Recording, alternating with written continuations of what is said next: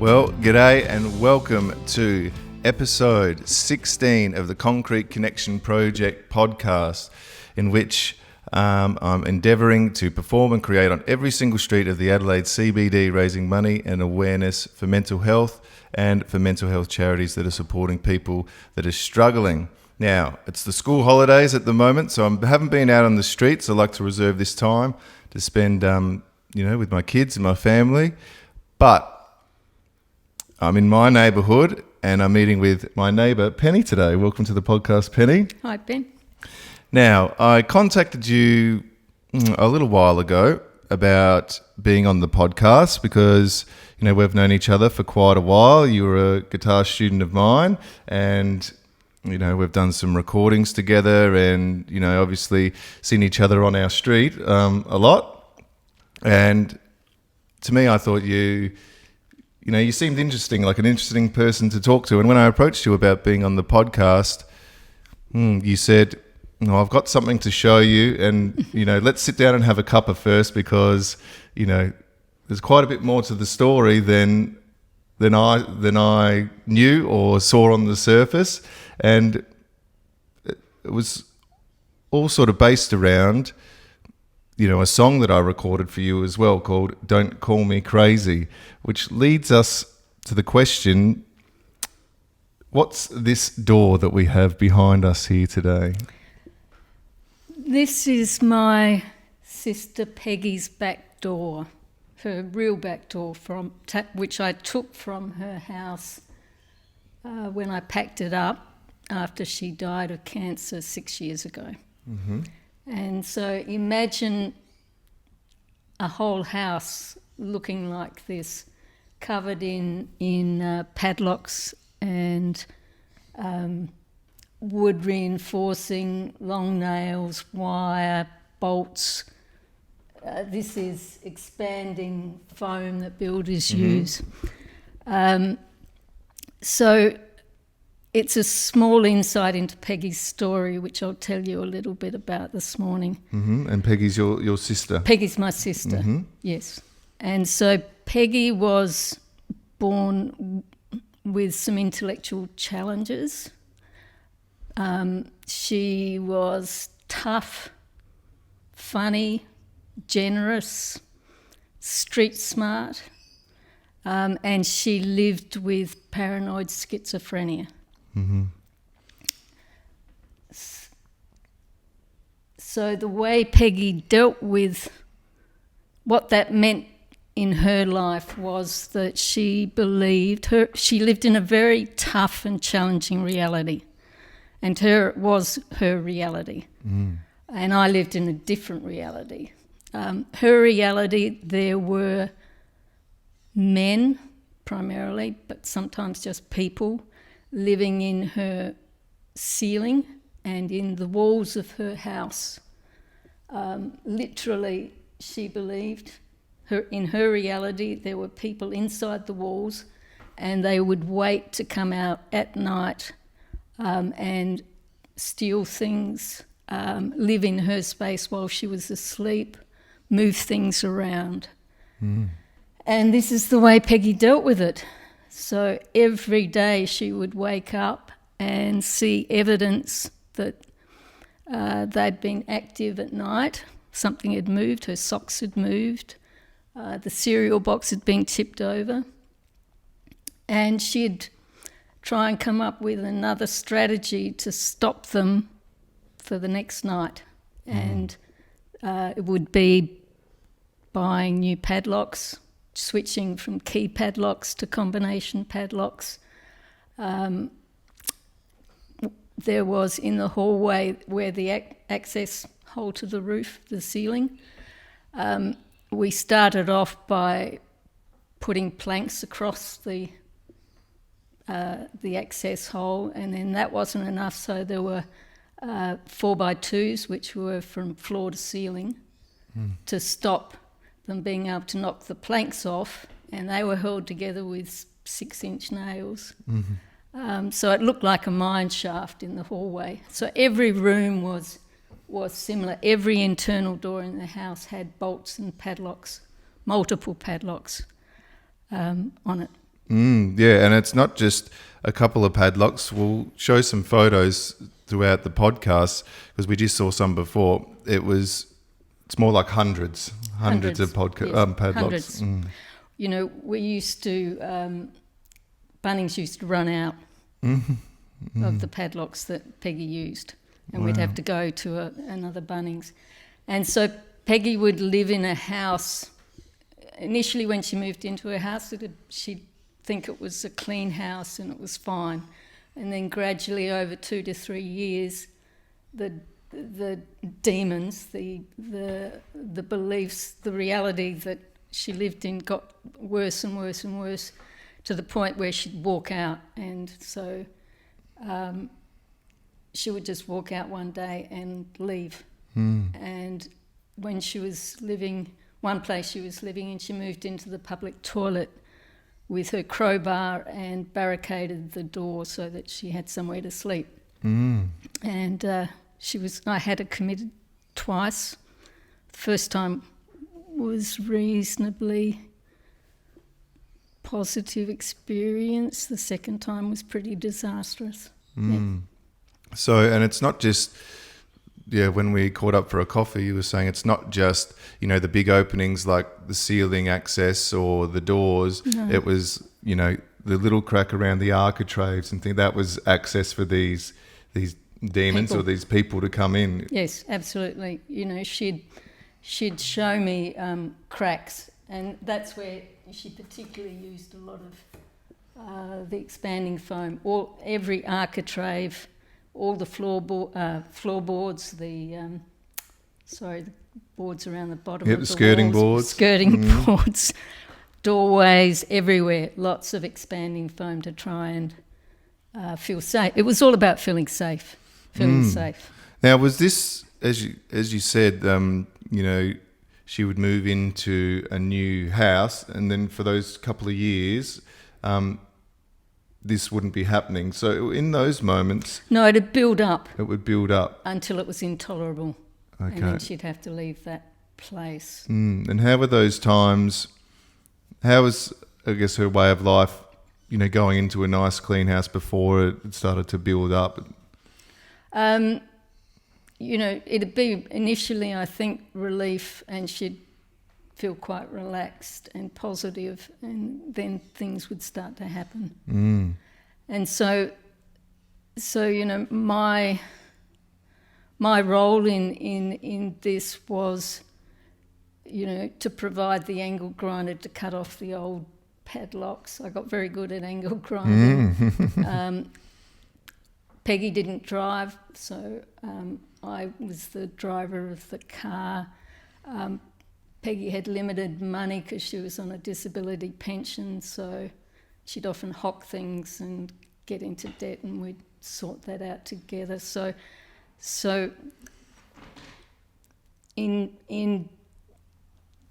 I couldn't argue very much against the reality she was dealing with, but I wanted her to feel like someone had her back. And the way that worked for us was being useful. She would ring me when she had something she needed to do she needed some help with. So, buying more, going to a hardware shop to buy more padlocks, more bolts, more nails, second-hand wood, all of those sort of things. And that's a lot of what we did together, as well as kind of food shopping and the practical realities. Some people might think that I reinforced her psychosis or her delusions about the people by helping her do these sorts of things.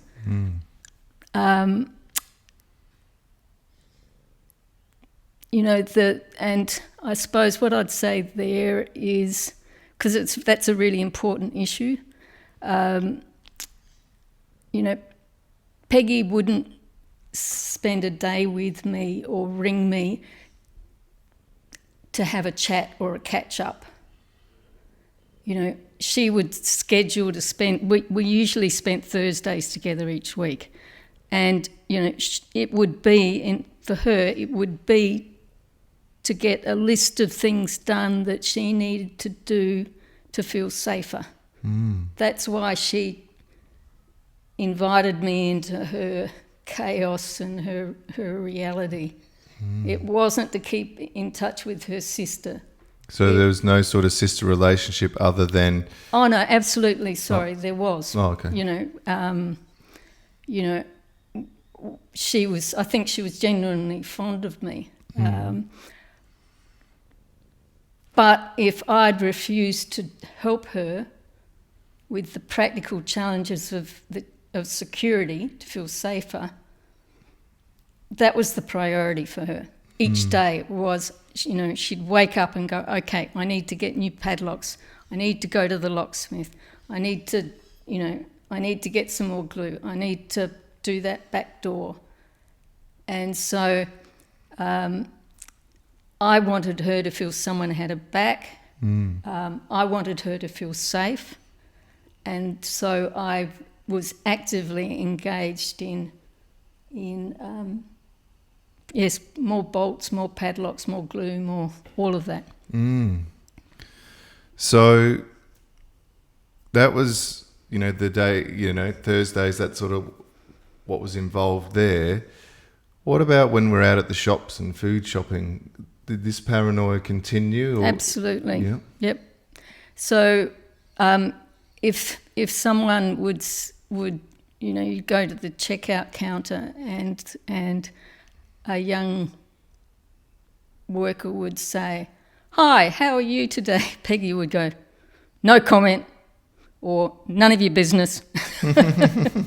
Why do people keep asking me questions? She actually she lived down at Semaphore for a while, and she was really, this is kind of a sign of her generosity. She was worried. She'd seen a news report about people being robbed after they'd used an ATM. So she decided that she would be the security guard at the ATM. And, she was pretty big and tough looking. She presented as a street person. And so I'm not sure that the residents of Semaphore quite appreciated having this big, tough person standing outside next to the ATM for 8 hours at a time. Wow. But Semaphore's a very supportive community, and they coped. And Peggy, saw that as making her contribution to the community, keeping people safe at the ATM. Wow, yeah, and to, I guess live with the, in the four walls of your home with this, paranoia and fear, but then to also get up and go and try and help the community the best you can as well is... Absolutely. We sort of talked about it before, and I think we'll talk about it a bit later, is it quite strong mentally? Well, that's one of the remarkable things about her. She was incredibly strong and resilient, and I think we probably as a culture see people with mental health problems as not being strong. And, I just think anyone living with schizophrenia, the strength and resilience it takes just to get up each day and face the world with the reality that they're living with, amazing, of enormous respect. Because how many years was this, heightened paranoia, evident? It was always tricky because Peggy was always different. And as with, I think, a lot of mental health challenges, there's a degree of fluctuation, and it was mixed in with some of the other issues that she had. But I think she lived with schizophrenia for at a psychotic level for 15 years before she died. When one house she lived in, I visited one day and there was a circular saw in the spare bedroom, and the on handle was taped on, so that if it was plugged in and the switch was on at the wall, that circular saw was on.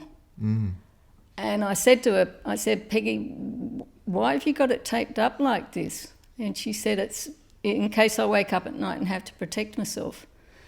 And I thought, oh my God, she's going to chop a leg off. And she wouldn't let me get rid of it. And so we, without her knowing, reversed the blade so that she wouldn't take her leg off if she did turn it on at night. Yeah, wow.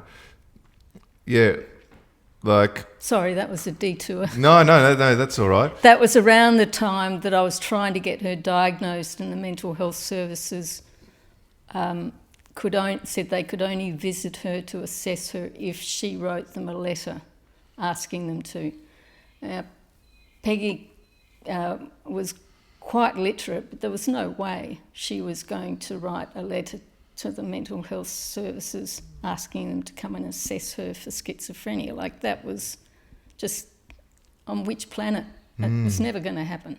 When we caught up for a cuppa, you mentioned once she was diagnosed with schizophrenia and then diagnosed with the cancer, then that became very, very tricky to find a GP that would actually visit or take her on as a regular. Is that something yes. like... She had a fabulous GP down at Semaphore, but she moved into my place, which is the other side of the city. And yes, I struck out. I mean, one of the problems is, that we had was the cancer services, including in the hospital, aren't really set up for someone who's acutely psychotic.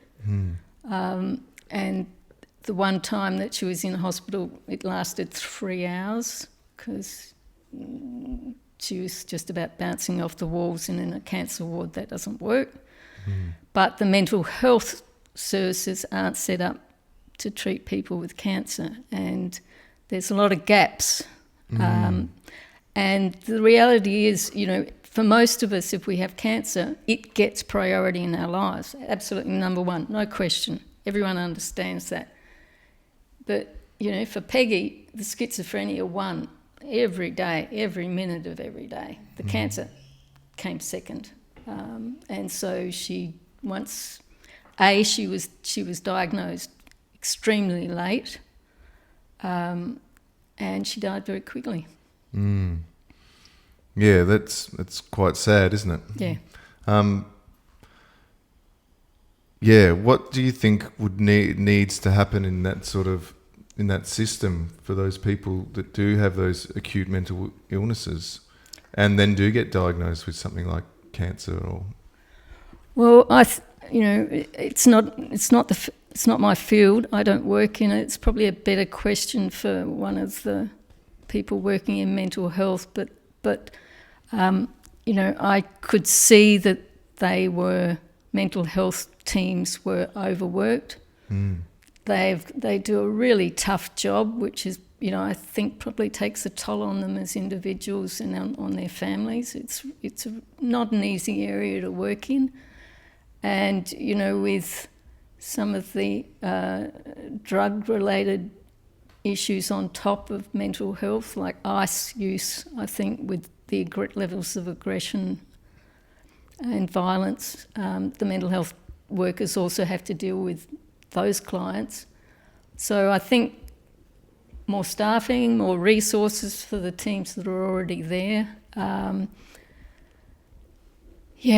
But or potentially maybe even more crossover training for, I don't know, something for, I don't know. I'm definitely uneducated on it as well, but I mean, we could brainstorm better ideas for hours, but I'm obviously not educated.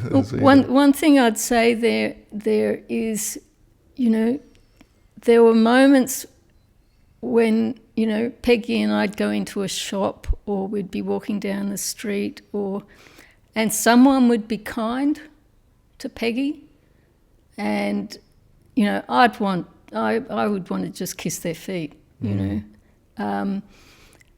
so someone, just going, okay, this person is different, this person clearly has problems. She would barge down a street and expect other people to get out of the way. So, it's just if we can just all kind of be generous and a bit kind in how we deal with people out in the world. And we talked about Peggy a lot, but how were you coping at the time? Like how, as a carer and supporter, and how did you deal with this?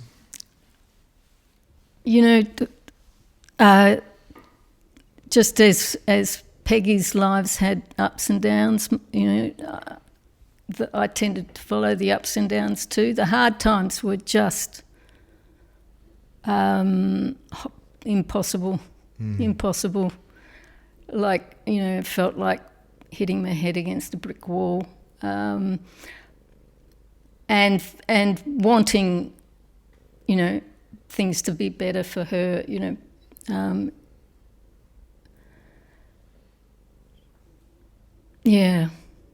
was very, very tough, very, very tough, very tough to see her going through it, very tough to, some of the, I had to work my way through some of the issues. As I said, that issue about engaging in her reality to be useful in her life. But, I have to say it's, I learnt a lot from Peggy. I think probably I'm a more decent human being because of having her in my life. It was heartbreaking probably most of the time, still is, and I miss her a lot.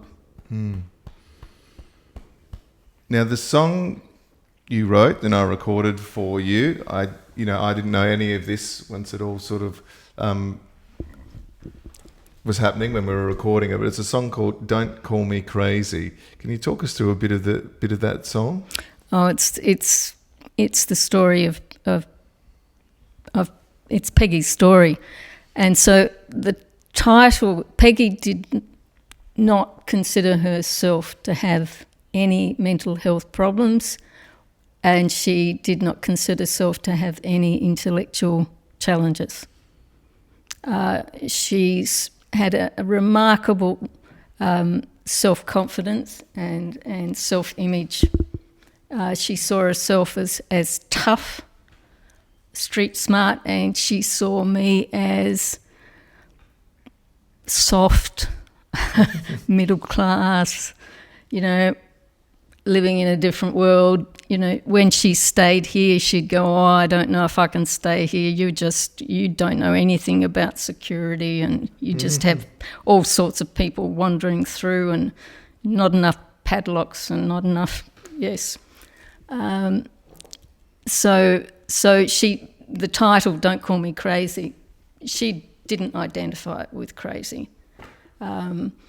So any psychiatrist or mental health worker that tried to tell her that she was, they wouldn't use that term, that she had schizophrenia, she would reject. She would say, no, this is really happening. I have people living in my walls. I have people living in my ceiling. I am not crazy. And this is what I have to do to be safe. And it was non-negotiable. That was it. So that's the song is just Peggy's words. Great song, and we'll share that as well if that's okay with you. Of course. But you did mention, she was quite funny. Yes. Were there any moments, when we're... Oh, g'day. And this is Peggy's old cat as well, this is Maggie. Maggie. We're talking about your old mum. Doing things like this, was there any sort of fun or banter, when we're putting this together, or is it all just... Oh, no, absolutely. No, she was hilarious. Yeah. She would make me laugh, She'd tell me stories about dumpster diving out at Elizabeth and the fights over whose dumpster it was. People were very territorial. And, she taught me all about butt collecting, cigarette butt collecting and the best spots. One of her neighbours, she gave up smoking at various times.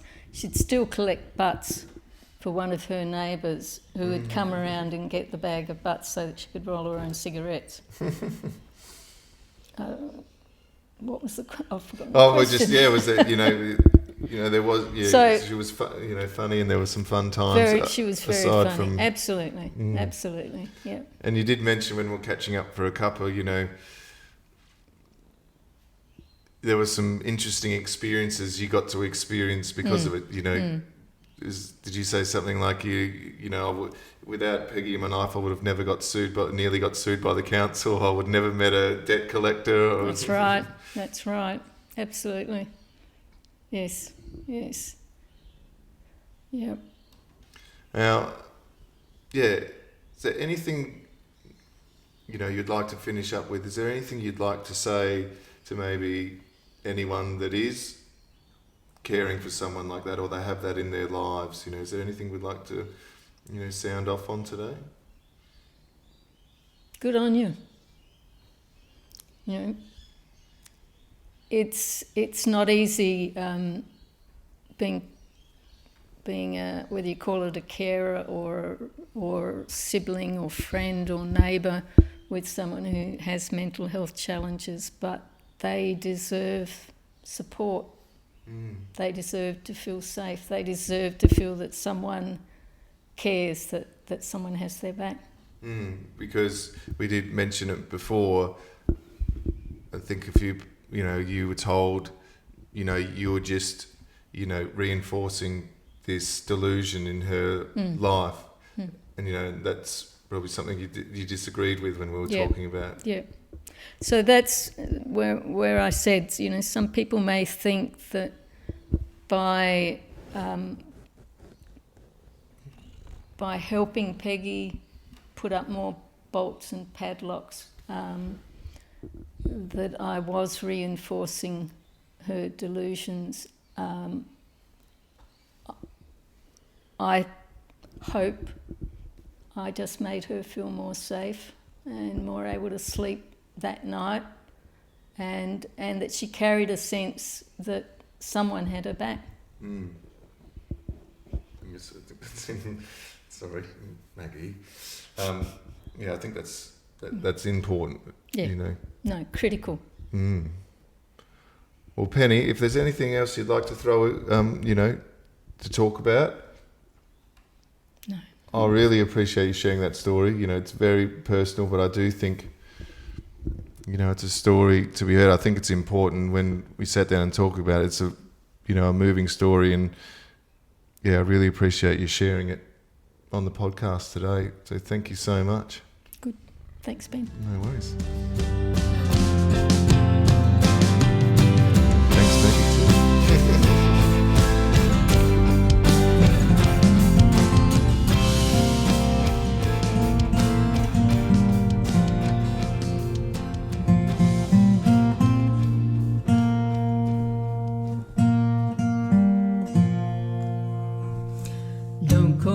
Crazy, it ain't true.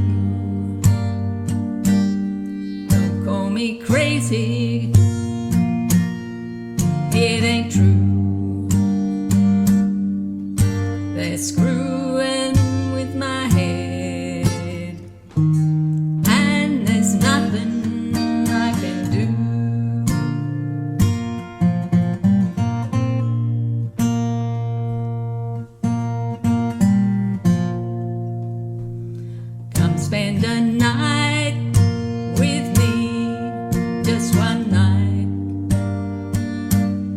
Come spend a night with me, just one night. You won't go to sleep, you lie awake in fright.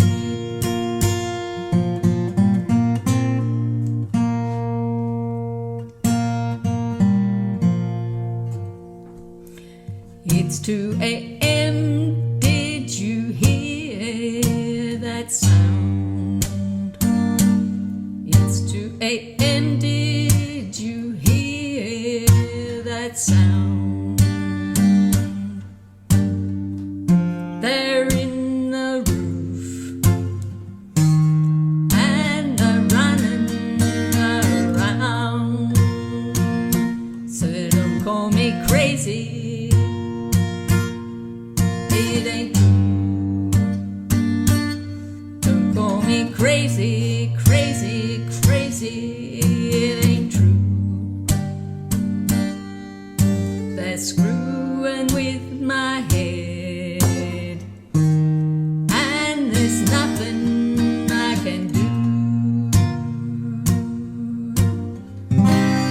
6-inch nails and 2x4s.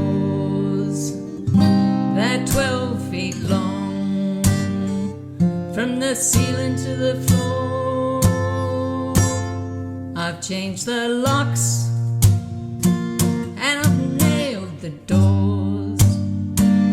I've changed the locks and I've nailed the doors. I'm backed in a corner, I can't live here anymore. So don't call me crazy. It ain't true. Don't call me crazy, crazy, crazy. It ain't true. They're screwing with